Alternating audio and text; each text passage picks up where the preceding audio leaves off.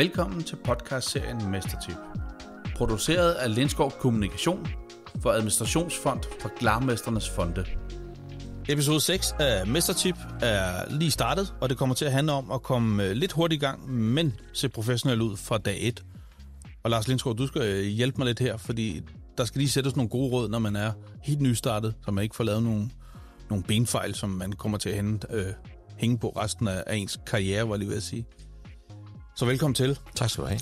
Lad mig sige noget med det samme, for det er jo noget af det, jeg ser, når jeg ser, specielt som vi henvender os til her, det er jo, kan man sige, tømmer, glarmestre og alt muligt andet. Og når man ser sådan en varevogn, hvor de har brugt penge på en god varevogn, alt ser godt ud, og så har de den her, der hedder vvsmanden@gmail.com.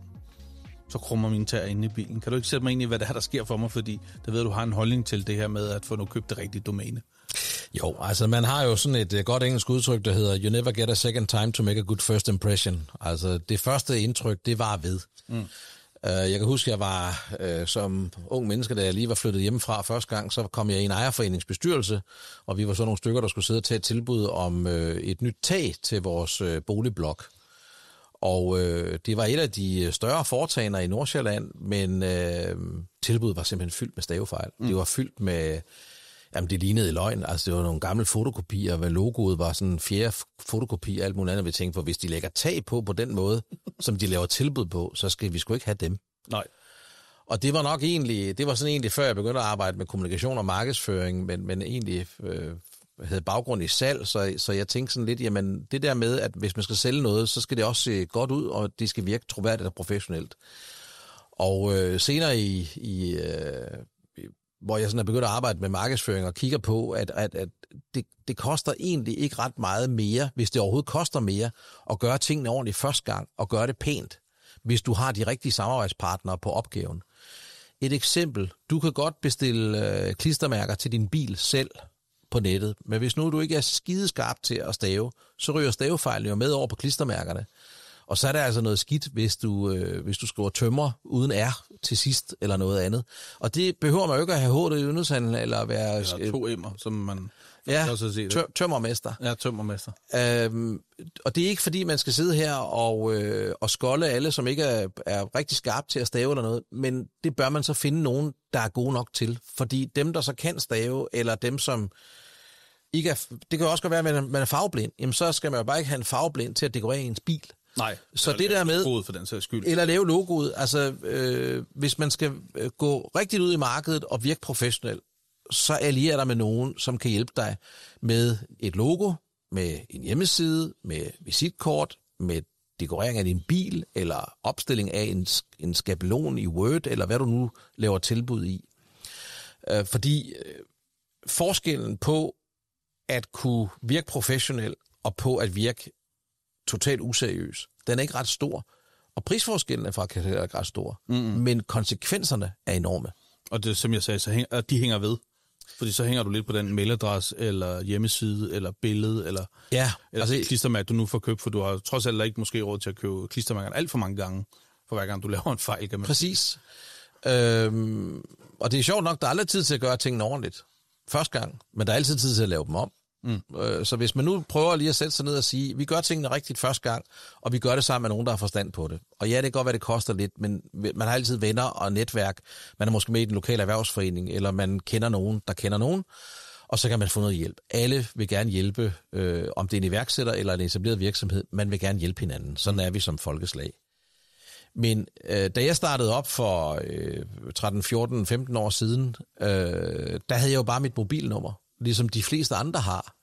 Men jeg vidste, at hos TDC kunne man købe et 70-nummer for 19 kroner om måneden, tror jeg. Og så køber du egentlig bare sådan et virtuelt 70-nummer, og så lægger du dit mobilnummer ind under det. Ja.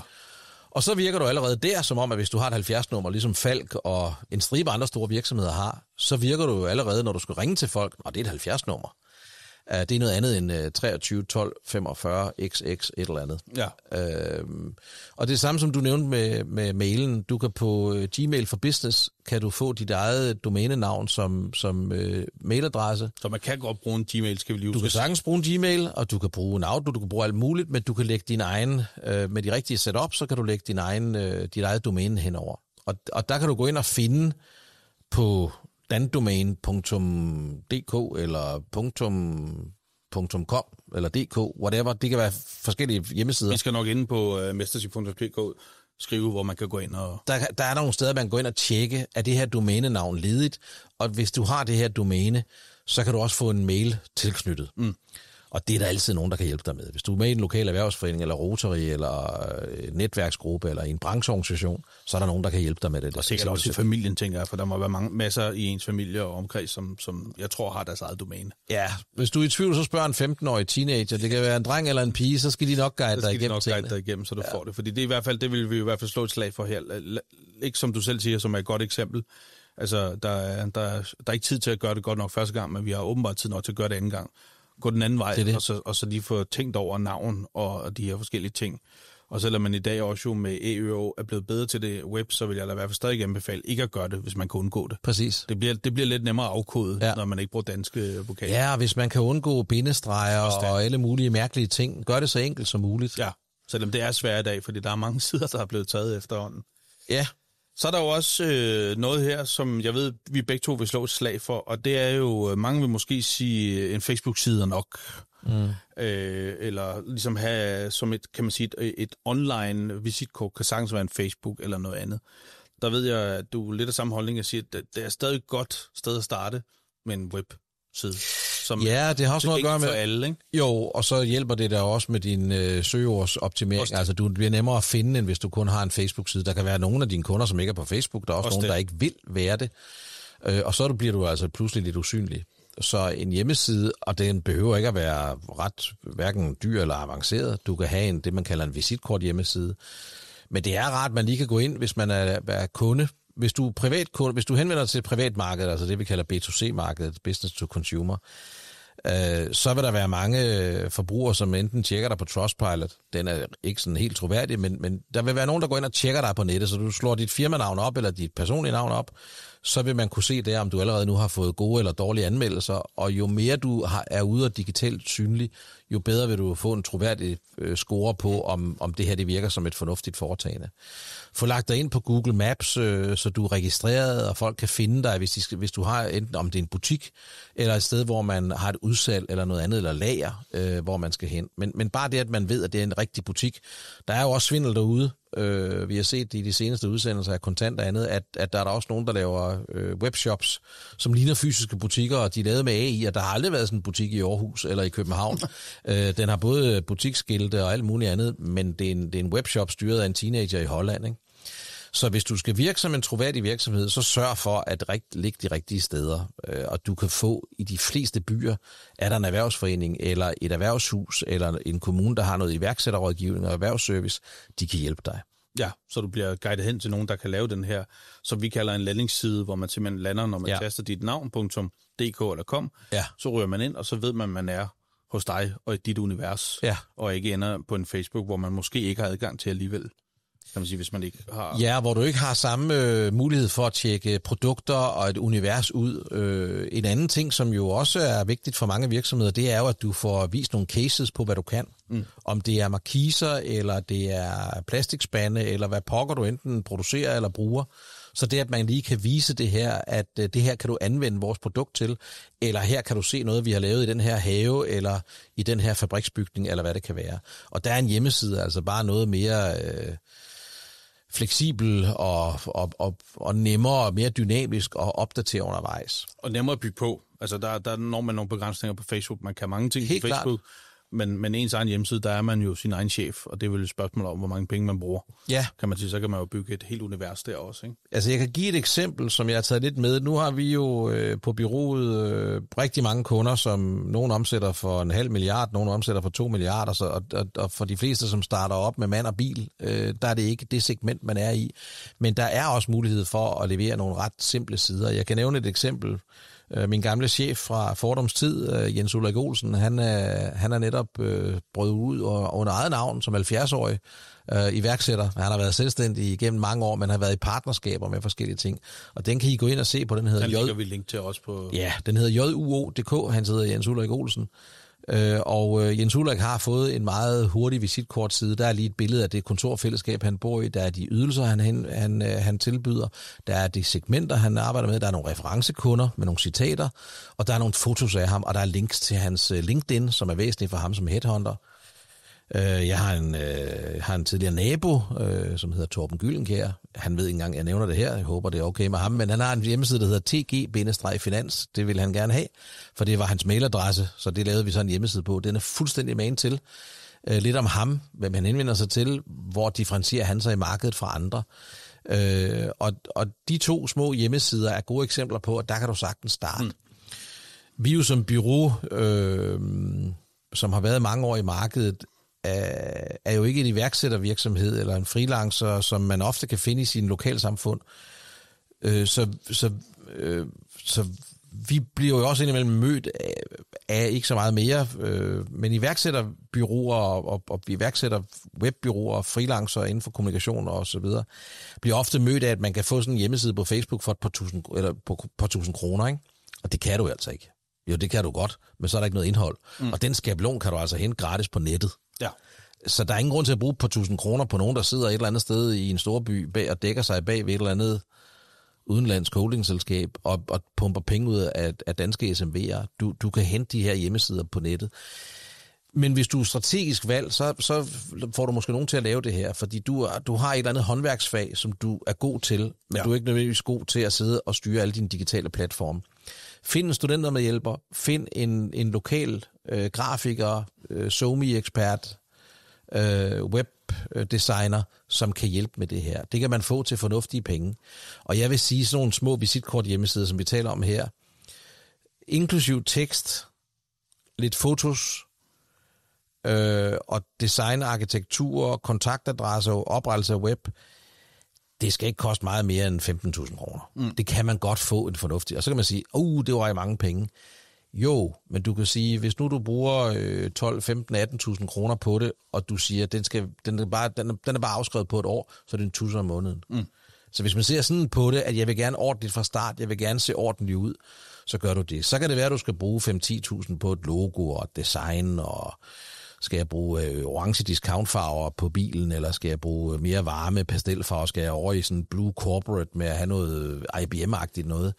Det må en designer hjælpe med. Ja. Men det, at man får sat de her spørgsmål fra starten på, jeg plejer at sige, det er lidt ligesom, når du skal ud og købe tøj. Hvordan vil du gerne se ud? Altså, går du i kakkefarve, fordi du gerne vil være jægersoldat lignende? Er du cowboy-stil? Er du jakkesæt? Er du Kansas-type? Og så videre. Du skal jo have en hjemmeside og en visuel identitet, der passer til dig. Ja. Og hvis du er typen, som godt kan lide de farver, fordi der føler du dig godt tilpas, så skal du jo ikke lade andre bestemme over, hvordan du skal se ud. Det er jo dit udtryk, det vi kalder visuel identitet. Det er det på nettet. Så hvis du har klare farver, og det kan du godt lide, så hold dig til det. Og så bed om at få lavet det, som passer til dig. Ja, så farverne passer hver gang også, og sådan nogle ting, så man har det der, så det ikke bliver rodet. Præcis. Så den ene dag er man blå, og så er man lysegrøn, og så er man lige pludselig gul, og præcis. Det kan også forvirre mere, end man faktisk tror. Altså, fordi så er det ligesom, i starten, når man starter op, ved jeg, at hvis man ikke er nogenlunde ens der, så må de kunder, der vælger en første gang, måske anden gang, har svært ved at vælge en, fordi så har man lige pludselig ændret logo, eller noget, så bliver det forvirrende for folk. Ja. Det må man ikke tage fejl af, for vi er ret visuelle som mennesker i det, vi ser og gør. Du trigger dig på et flot foto, eller et flot maleri, eller et flot design på en bil, eller et hus, eller whatever. Så i stedet for at fare ud over, nu vil jeg gerne være selvstændig, jeg starter med den første, jeg har fået bestilt mit CVR-nummer, eller jeg har været i markedet i et par år, men jeg har aldrig fået lavet hjemmesiden. Nu kaster vi os ud, nu skal vi bare det lave. Prøv lige at tage lidt sparring, gå i en netværksgruppe, til et netværksmøde i den lokale erhvervsforening, snak lidt med folk, måske kig på nogle kolleger i markedet, hvordan ser deres ud, og så finde ud af, at det synes jeg faktisk er pænt, det vil passe godt til mig, sådan kunne jeg godt tænke mig, at vi så ud. Ja.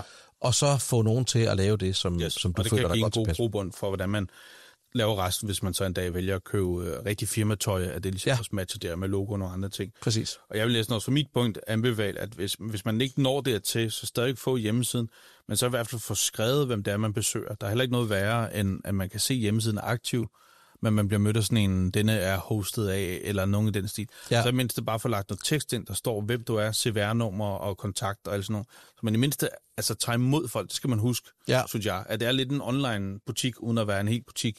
Men det der med, at man møder en eller anden stopklods, eller en tom side, eller et eller andet, det virker heller ikke godt. Man skal måske starte oven i købet lidt før, at man... Nu hoppede vi ud i det, fordi vi siger det der med at se professionelt ud, men man starter egentlig... Min anbefaling er, at man starter lidt før. Hvad skal din virksomhed hedde? Hvis nu vi virkelig taler iværksættersprog her, og det kan godt være, at du har været i gang i et stykke tid, og det kan også være, at du enten er personligt ejet, så står der et eller andet firmanavn ved, og så dit navn. Hvis du er selskabsform i form af et APS eller AS eller noget andet, så har du allerede fundet dit navn. Men der kan man bede sin advokat om, eller man kan selv gå på CVR-registeret på nettet og tjekke, om det her navn det er optaget. Altså det er jo det, vi på bureauet kalder et kollisionstest. Det vil sige, har patent- og varemærkenavnet, har de udtaget et varemærke på dit firmanavn eller et produktnavn? Er der nogen, der hedder det, som du tænkte, nu skulle du hedde PH-teknik? Jeg er sikker på, at hvis du slår op på erhvervsregisteret, så er der de første 100 virksomheder herhjemme, der hedder PH-teknik. Så måske skulle du hedde noget andet, selvom du hedder Paul Henrik eller Paul Henning, eller du hedder noget tredje. Og så, når du har fundet ud af, hvad skal dit firmanavn hedde, så også lige få tjekket samtidig, fordi du nu har fået den digitale tilstedeværelse. Gå ind på Dandomæne eller simply.com eller noget andet og tjek på, jamen er domæneledigt. Vi har ofte, når vi er igennem med nogle ting, så finder ud af, jamen det kan godt være, at du har en smart domæneadresse, men hvis du ikke kan komme til at hedde det firmamæssigt, så er det jo åndssvært at have et domæne, der læner sig op af andres navn. Eller næsten den anden vej rundt også. Præcis. Det går begge veje. Så få lavet et parallelt proces med, at du tjekker både, kan du hedde det selskabsmæssigt, giver det mening rent markedsmæssigt, så du også signalerer, hvad det er, og er der synkront med det digitale. Så har du de der 3 ting på plads, så kan du begynde at sige, nå, men okay, nu har vi fundet frem til, hvad vi laver, og navnet afspejler det, hvis ikke bare vi skal hedde vores navn. Kan vi hedde det rent selskabsretligt, og kan vi hedde det digitalt? Så når man har det på plads, så kan man begynde at arbejde ud fra det, og så lægge kosmetikken ovenpå, kan du sige. Og som du også var inde på, så få skabt de der farver og toner og så videre, sådan, så man kan holde det med også i tilbudsmaterialer og alt muligt andet, så det ligesom matcher vejen igennem. Også der. Så jeg vil godt lige tænke mig lige, inden vi går videre fra selve hjemmesiden, for det ved du ved, og jeg ved også, der sker jo nogle ændringer der. Men nøgleoplysninger og regler for det, man skal kunne på en hjemmeside, for der er jo lidt, man lige skal være opmærksom på. Der kan både være nogle gode tips. Hvad skriver man på? Jeg kan for eksempel godt lide at komme ind på et firma, og så kan jeg se deres CVR-nummer. Så kan jeg jo slå det op og se, om det matcher, hvis jeg er derhen og undersøger det. Men der er også noget med cookies og nogle andre ting. Hvad skal man være opmærksom på, inden man trykker go på sin hjemmeside? Er der noget, man skal tage hensyn til? Der er nogle regler på, at du skal for eksempel cookies. Altså du skal simpelthen kunne vælge og fravælge, om du kan lade din adfærd på den her side blive registreret. Ja. Du skal også have en privatlivspolitik på, hvad bruger den her virksomhed dine cookie-oplysninger til.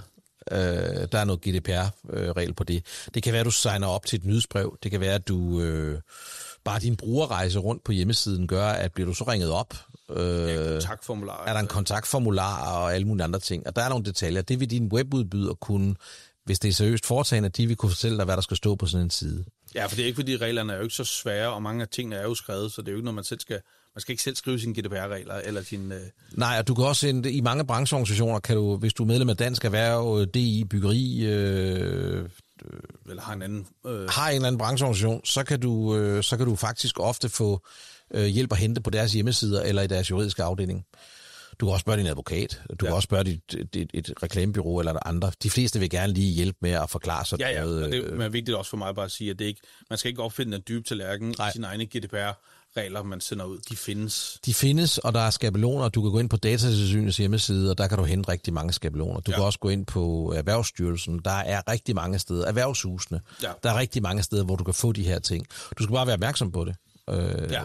Du kan faktisk få bøder på, at du ikke har de funktioner på dine hjemmesider. Nej, så det med at have en flad hjemmeside, som ikke spørger om cookies og alle sådan nogle ting, det er faktisk ikke rigtigt, eller det er ikke korrekt at have det. Nej, det duer. Det skal man bare lige være opmærksom på, inden man går ud. God pointe. Men alt det her med også med netop CVR-nummer, det vil du jo, tænker jeg også anbefale, at man er meget klar om, hvem man er derinde, tænker jeg, som firma. Altså firmanavn, telefonnummer, mailadresse og så netop CVR-nummeret. Ja, vi er jo alle sammen forskellige, og jeg ved godt, at der er nogen, der sådan føler, at nu skal vi ikke fortælle det hele, fordi så lokker vi kunden til at ringe til os. Og jeg synes selv, at det er frygtelig irriterende, hvis jeg er ude og lede efter et eller andet, at jeg ikke kan få tilgængelige ting, uden at så skal jeg få et tilbud. Jamen, jeg behøver ikke et tilbud, jeg skal bare vide, om den koster 5.000 eller 500.000, fordi hvis det er 500.000, så er jeg ikke interesseret i at købe den her vare. Men jeg vil godt høre mere, for eksempel. Og så kan jeg jo selv vælge, om jeg vil kontaktes. Men det der med, at man sidder og leder efter et foretagende, hvor bor de egentlig henne? Hvorfor skal det være hemmeligt? Altså, jeg synes, det virker suspekt, hvis ikke jeg kan finde folk. Jeg er helt enig. Altså, hvis slår et slag for... Fortæl dig, hvor du bor, fortæl, hvad dit CVR-nummer er. Du skal jo også, hvis du har gulpladet bil, så skal der stå et CVR-nummer på siden af din bil. Hvorfor skal det så ikke stå det på din hjemmeside? Altså, hvorfor står det ikke i din mailsignatur? Altså, der er jo masser af steder, hvor du har sådan, jo mere transparent du er, hvis du er et ordentligt menneske, der driver en ordentlig virksomhed, så er du da sporbar. Og du er transparent, og det er ligesom folk, der sender ansøgninger til mig. Altså, så skjuler de deres alder, fordi de tror, at deres fødselsår, fordi de tror, at når de har passeret 50, så kan de ikke få et job. Det ser jeg slet ikke efter, som arbejdsgiver for eksempel. Det kan også være, at de ikke sætter foto på, fordi de ikke synes, at håret var fint den dag. Jamen, hvis jeg har virksomhed, altså hvis jeg er medarbejder, som skal sendes ud til vores kunder, så vil jeg da egentlig gerne vide, jeg er egentlig ligeglad med, om de er langhårede eller korthårede, eller hvad de er, men jeg vil da gerne lige vide, hvad det er for nogle mennesker, som vi skal se på. Og det kan godt være, der er noget, man siger, men det må du ikke, og det andet. Jamen, jeg er, som jeg er, og de fleste af de virksomheder, som skal starte op, er jo, som de er. Hvorfor må kunderne så ikke se, hvad deres virksomhed er, hvor den bor, og hvad de laver? Ja. Så de helt basale ting... Og det synes jeg måske er noget af det, som man også skal huske, fordi der er mange muligheder for at købe både hjemmesider og den her visuelle identitet, som vi kalder det. Der er både trykkerier og alle mulige andre, som laver det. Det, jeg synes, som jeg har oplevet med mange iværksættere og virksomheder selv op til 4-5 år gamle, altså etablerede virksomheder, men som stadigvæk er i en vækstfase, de har ikke helt gennemtænkt deres forretningsmodel. Altså, hvem er vores kunder, og hvem vil vi helst ikke have som kunder? Hvis man laver service på ejendommen for eksempel, så kan det jo godt være, at det er virksomhedssegmentet, som er det mest interessante, eller det offentlige segment, hvis man kan få en rammeaftale med kommunen. Men det er ikke sikkert, at de private er så interessante. Det kan også være, at man siger, at jeg gider ikke virksomhedskunder, fordi dem er der alle mine konkurrenter har taget, men der er ikke nogen, der betjener herre fra Danmark, eller folk i den almene sektor for eksempel, som bor til leje. Så det vil jeg gerne have. Så det der med at finde ud af, hvad for et segment henvender du dig til, og hvad for nogle ydelser og priser har du så tilpasset til det segment, det synes jeg, der er mange, der overser. Så er der også mange, der overser det der med, hvor skiller du dig ud. Altså, hvis du er dæk, så er du sort rundt og laver gummi og har et hul i midten, og det er sådan set langt de fleste dæk, der opfylder det. Men hvorfor køber man så et frem for det andet? Vi har jo nævnt det samme med cola. Altså, hvorfor er der nogen, der køber det ene cola frem for den anden cola? Jamen, det er jo noget med brandingen. Det er jo noget med, at der er nogen, der bliver tiltrukket af det, man oplever. Og der vil det med, at din kultur er væsentlig, også hvis du søger medarbejdere. Hvis du for eksempel siger, at vi går meget ind for det rummelige arbejdsmarked, så om du er 15 eller du er 75, det er vi ligeglade med, bare at du er en god kollega, og du har en faglig stolthed. Så har man allerede der fortalt noget om sin virksomhedskultur. Du kan også sige, at vi har en fast lærlingepolitik. For hver svend er vi 2 lærlinge. Så har du fortalt noget om det sociale element i det rummelige arbejdsmarked, og du har måske også bragt dig i position til, hvis en kommune siger, at vi vil kun indgå aftaler med håndværksmestre, som har lærlinge. Ja. Så har du allerede der fortalt på din hjemmeside, at her har vi 2 lærlinge til de 6 svende, vi er, eller hvad det nu kan være. Jamen allerede der har du jo sagt, at du tager et samfundsansvar. Så det, at du får skrevet nogle ting på din hjemmeside, og det har du indimellem behov for lidt sparring på, om det er en virksomhedsrådgiver, eller det er et kommunikationsbureau, eller det er en lokal journalist, eller det kan være en studerende fra et kommunikationsstudie, som indimellem, som gerne vil have nogle studerende med på job. Der er mange muligheder for, at det ikke behøver at koste hverken hele og halve millioner. Ja, men det, at man lige gør sig opmærksom på, hvem er jeg, hvad tilbyder jeg, til hvem, og hvordan arbejder vi. Hvis det fremgår af din hjemmeside, så synes jeg, du højnes i troværdighed. Det der med, at du har en masse skjulte oplysninger, som man ikke kan læse, eller man skal gætte sig til, eller man skal slå op 4 steder for at nå frem til, jeg er videre. Altså, Og det er også derfor, at jeg personligt heller ikke vil anbefale Facebook, for jeg kan godt forstå, at man gerne vil det. Det er nemt at lægge billeder ind og alle sådan nogle ting. Men det kan rent faktisk nogle gange være svært at finde frem til alle de der ting, fordi Facebook har forskellige undersider, Så du sidder og klikker dig rundt ind på en firmaprofil? Ja, Facebook og Instagram og LinkedIn og TikTok og Snapchat, altså de der forskellige sociale mediekanaler, kan jo så noget andet. Ja, og det tror jeg, hvis... og der kan man lave noget kampagne, og man kan målrette noget til... Jeg siger ikke skal bruge dem, jeg siger bare, præcis. Det der første indtryk kan godt være svært bare på Facebook. Instagram er endnu sværere at finde ud af åbningstider, for eksempel. Det er jo ikke bare noget, der fremgår på en Instagram-kanal. Og det er jo noget af det, man hjemmesiden er bare nem at ramme. Hvis du har et godt bureau, som kan lave din hjemmeside, så vil du også få noget statistik, så du efter et halvt eller et helt år kan sætte dig ned og sige, hvem har egentlig været inde på min side? Ja. Hvilke undersider, hvis du har det, går de ind og klikker på. Hvis du så kommer over i det, som og hvad læser folk og så videre, hvad besøger de? Siderne, og præcis. De på. Men hvis du så går over og skal have noget salg til private eller grossister eller andet, og du har en webshop, så er vi over et helt andet game. Ja. Men det tager vi i en anden udsendelse. Yes. Fordi vi skal også lige have her til sidst... vi har været lidt omkring de fejl, man kan gøre, det her med at bygge selv. Det anbefaler vi selvfølgelig ikke gøre, og vi skal selvfølgelig også disclaimer at sige, du arbejder selvfølgelig for et bureau, som jo hellere hjertens gerne hjælper med det, men vi gør det også, fordi vi har set masser af eksempler på, som vi selv siger, hvor det stikker lidt af i nogle forskellige retninger, og det bliver meget ukonkret i den signal, man gerne vil afsende, som du også lige har været inde på det her. Hvad er det, man gerne vil sælge, ud over at være VVS'er? Men hvad er det, man vil sælge som firma, som person og tryghed og alt muligt andet? Det kan man godt se mange røde eksempler på. Nu ligger vi 2 ud, hvor hjemmesiden i hvert fald er nemt bygget op, og til dem, der vil jeg også sige, at jeg med garanti kan sige, at billederne af de personer, der er også tætte på. Det vil også være en anbefaling for mig. Det der med, at man tager et billede ved siden af sin varevogn langt nede, og man kan ikke se, hvem det er. Så det er også ligegyldigt. Der vil man se de billeder der, at man kan se, hvem personen er. Altså de klassiske, jeg ser rundt omkring, det er det her med en mand, som står op af sin varevogn med lange skygger hen ad siden, og hvor man bare siger, en skræmt mand op ad en hvid væg, det er heller ikke skide godt. Nej. Så få lavet nogle fornuftige fotos, og det kan du godt med de fleste, selv mobiltelefoner i dag. De nye smartphones i dag kan jo simpelthen tage. De kan tage så fine billeder, ja. Det sidste her, nu har vi været det. Hvis man nu skal vælge, og så tager vi det her med de sociale medier en dag, eller i en anden episode senere, fordi det er jo næsten et helt kapitel for sig selv, også for at valge rigtigt der. Ja, præcis. Fordi det her med også at tro, at man lige skal på Facebook, så ligger man lige op, og det tager ingen tid, så tager man også måske lidt fejl der. Men hvis du nu skulle vælge, du sidder derude og tænker og lytter på os to, og tænker, igen med alle de andre ting, det koster også det koster også det. Hvad vil du selv vælge, som vil give mest værdi og troværdighed inden for de første 3 til 6 måneder? Du har været lidt inde på det, men hvis man lige skal runde af og sige, det er det her, jeg mener, man bør gøre, så man får bygget troværdighed relativt hurtigt op. Ja, jeg vil finde ud af, hvad har jeg brug for i min hverdag. Hvis du kun sender tilbud på mail, så er der ikke nogen til, at du har en Word-skabelon, hvor dit logo er på. Men altså, hvis vi starter afsted, find det rigtige firmanavn, det rigtige domænenavn, og så lav en hjemmeside og e-mailadresser ud fra det. Få lavet et 70-nummer i stedet for et mobilnummer. Det synes jeg. Der kan der være nogen, der siger, at jeg kører bare på mit mobilnummer. Okay, fedt nok. Hvad så, når du vokser og får 3 medarbejdere? Skal de så blive ved med at ringe til dig, eller skal du aflevere dit mobil til receptionen, hvis du en dag bliver 20 mand, og så videre. Så prøv at tænke lidt i skalerbarhed. Ja. Og så tænk i noget, som virker lidt mere langtidsholdbart. Det kan også være, at du skal have en tagline, altså sådan en smart underskrift.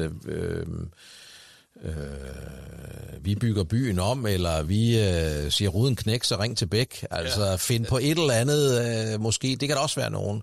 Jeg kørte forbi, vi havde kontor i Aarhus i nogle år, hvor der var en VVS'er tæt på, der stod på bagsmækken. Undskyld, vi overhaler. Vi har travlt, vandet er gået. Ja.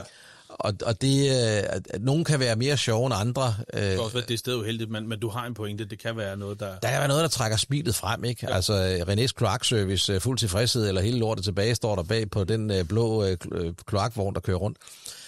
Og alt efter, hvor man vil være i markedet igen, vil du være den frækdreng i klassen, vil du være den seriøse udbyder, vil du bare være den gedigne, gode håndværksmester osv., så få en visuel identitet, og få et navn, og få en platform, der ligner dig. Det kan også være, at det bare skal hedde Gastrup Malerforretning, det kan være, at det skal hedde Avedøre Tagrens, det kan være 1000 ting. Fint nok. Men så prøv at holde fast i det, og få det udbredt, så du ligesom bliver et brand, der bliver set igen og igen. Du skal også tænke på, om hvis du annoncerer i den lokale avis, eller hvis du vil være sponsor for det lokale fodboldhold, giver det mening, at det står på miniput-trøjerne? Altså er det et logo, som du kan bruge i forskellige sammenhænge? Annoncerer du lidt i den lille lokale Herringløse Tidende, eller whatever, for at støtte din lokale landsby med et eller andet. Det er der jo mange håndværksmestre, som de skal ikke være ret lang tid før, det vil de gerne være med til at støtte. Og de skal nok få henvendelse, når du har fået CVR-nummeret, og du begynder at køre rundt med din varevogn i byen, så skal du nok få Shivekorten ind ad døren og sige, vil du støtte det her? Ja. Så tænk lidt ud i, hvor tror du, at du kommer til at være i de kommende 5-10 år? Og selvom det kan være svært at forudse, så ved man godt, hvad ens ambitioner er. I starten der gælder det om at overleve og få opgaver ind til næste måned og næste kvartal. Men når du først begynder at ligesom sige, det her, det kører sgu meget godt, så sørg for, at din virksomhed er skalerbar. Og det skal du altså gøre, før du egentlig får lavet dit logo, før du får valgt dit navn, før du får lavet dit domæne. Find ud af, hvordan det hænger sammen. Altså, jeg kan give et eksempel på, jeg vil egentlig gerne, i starten hed vi bare Lindskov Kommunikation med K, fordi vi var et dansk firma, der henvendte os til danske virksomheder. Selvom vi havde udenlandske kunder, så var det den danske afdeling i virksomheden. Men Lindskov.dk var optaget af noget fjern familie, og de ville ikke slippe det. Og jeg ville ikke hedde Lindskov.eu eller nu eller noget andet. Og så fandt jeg ud af, at Lindskov.com var egentlig ledigt. Det havde været min onkels domæne i nogle år, så havde han sluppet det, fordi han brugte det ikke, for han havde skiftet firmanavn og så videre. Så det var kapret af sådan en domænehaj i USA. Så jeg måtte frikøbe det med mit eget navn for $3,000, tror jeg, da jeg startede op. Men det hed så Lindskov.com. Og da vi så skulle lave en Facebook-side, så blev det naturligt, det hed Lindskov Kommunikation, og så blev det Lindskov Kommunikation med C.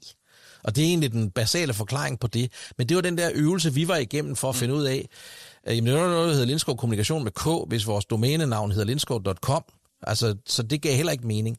Og så begyndte vi sådan at lege med tingene hen ad vejen, men det var fra starten, vi prøvede at skulle finde ud af, hvad vil vi egentlig hedde her? Altså, skal det hedde mit efternavn? Skal vi hedde A6-byrået? Taler jeg også om på siden, for jeg gad ikke at have virksomheder, kunder inde i København, fordi det er ikke til at komme til med trafik. Så jeg vil gerne ligge langs med de virksomheder, der lå sammen med A6 fra Køge til Hillerød. Det tænker jeg, det er fedt, hvis vi kan leve af de kunder, der var der. Så det overvejede jeg også. Så overvejelserne om, hvad skal du hedde? Hvilket markedsområde vil du operere i? Hvilke kundesegmenter henvender du dig til? Alt det, synes jeg, skal ind i en overvejelse, før du begynder at lægge dig fast på dit firmanavn, dit domænenavn og din visuelle identitet. Hvis du henvender dig til et erhvervssegment og gerne vil have lidt for dine varer, så skal du nok ikke køre med netto-discount-farver, bare for at tage en overvejelse sådan, og polarisere det lidt. Så alle de der ting skal ligge i en overvejelse. Tag en strategiworkshop med et lokal bureau, eller den lokale erhvervshus, eller iværksætterforening, eller noget andet. Eller i hvert fald, gør dig tankerne. Gør dig tankerne, yes. Og så find måske nogen i markedet, som du vil sige, dem synes jeg, de ser godt ud. Ja. Dem kan jeg godt tænke mig at ligne. Det kan vi godt sige, det, som du altid siger, det er jo ikke nødvendigvis ulovligt at bryde sig lidt med lån til fjer, så længe man jo gør det på den gode måde, kan man jo. Lån til fjer varmer også. Og til det vil jeg jo sige, og så hører jeg da også lidt sige alt det, du har sagt her, hvis vi skal runde den af det med det er, og så også ligesom få sat det, før man kommer til det, så får man lavet logo, farver, alle de der ting, for sat hjemmesiden op. Men så holder man også en eller anden form for konstant i det, i hvert fald i en periode, hører jeg også sige. Så lad være med efter 2 måneder at tænke, nu er det lidt kedeligt, nu kan jeg godt tænke mig at have taglinen, som Lars snakker om, eller nu vil jeg godt være gul alligevel, eller noget andet, ikke? Jo. For det lige rodfæstet, i hvert fald i det lokale område, inden man bare begynder at gå amok i nye taglines, nye fonte, nye farver, nye whatever. Ja, for det kan godt være, at du er træt af at se på det efter et år eller 2, men dine kunder har jo set det for første gang, og du har jo ikke set, at du ved jo, at du skal ramme kunderne med et budskab mange gange. Du skal være tålmodig. Ja. Så kan du lege lidt med, for eksempel, måske på din hjemmeside, og have forskellige, hvis du nu har forskellige servicefunktioner, så kan du have nogle koncepter, som har forskellige farver, men at de firma har den samme identitet i det hele. Ja, man kan jo godt prøve en periode at have et splash-tilbud på sin hjemmeside, hvor man kører aircon-service for eksempel, så kan man godt køre lege lidt med det. Men ellers så, ja, hold dig lige, kan man sige, fra det munter i starten, og så være konstant på det, du viser. Hvis du starter som klassens klovn, så vil du forblive at være det, og du får ikke dine priser med. Nej. Så man skal være stor for at kunne lave sådan noget, som teleselskaberne laver. Altså sådan noget, tal ordentligt, det koster ikke noget. Det er også fint nok at læne sig ud på den måde, og der kan også være nogle andre, hvor man vil være den frække dreng i klassen. Der har vi også set nogle eksempler. CBB har jo været sådan lidt, i hvert fald anderledes end TDC, kan man sige, i deres kommunikationsstil. Men man skal have en vis tyngde for at kunne begynde at eksperimentere med sit brand. Lad være med at lege med det i starten. Bedre at være lidt rodfast og konservativ, kan man sige, på det, man vælger. Ja, altså de færreste af os vil have en popsmart leverandør af et eller andet. Om det er tagrender, eller det er glas, eller ombygning af dit hus, eller hvad pokker det er, leverandør af kaffemaskiner. Der er ingen, der gider have en ballademager eller popsmart noget. Men derfor kan man godt nogle gange sige, de er sgu meget sjove, de der. Det er fint nok. Men det skal jo stå på et fundament af seriøsitet, hvis du skal have en langvarig relation med dine kunder. Lars, tusind tak for det her indspark. Det håber vi kan bruges derude. Noget af det, vi har sagt, og nogle af de eksempler, du har nævnt, dem lægger vi ud og ligger på Mestertip på episoden, så man også lige kan klikke ind og se Jens Ulrichs hjemmeside og få blive inspireret af, hvordan det også kan gøre. Ja. Tak for den. Tak selv.